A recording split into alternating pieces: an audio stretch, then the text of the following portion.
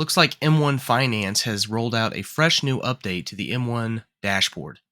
As you can see here, my net worth, which is my assets minus my liabilities, has a new line graph to represent at each daily close. If I hover right here, it says this graph is intended for informational purposes only.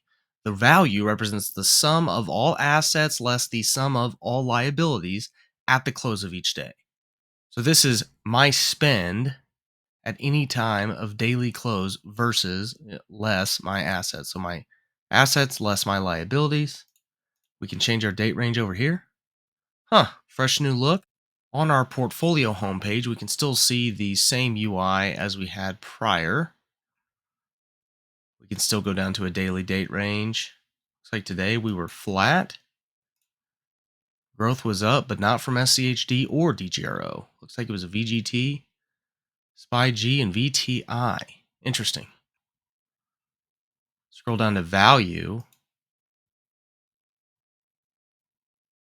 We can see we lost in value today. Still, I have it on the daily time frame, so you can make adjustments here to see where you were. And it'll adjust your money-weighted rate of return.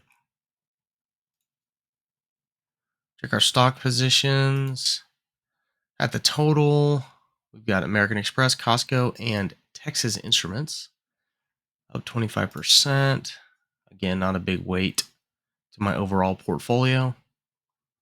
But today we were in the green. As a new user of M1 Finance since just August of last year in 2023, I like to see this type of updates as we move through, especially in May.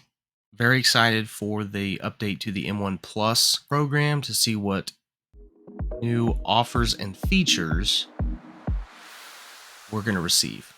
Thanks for watching.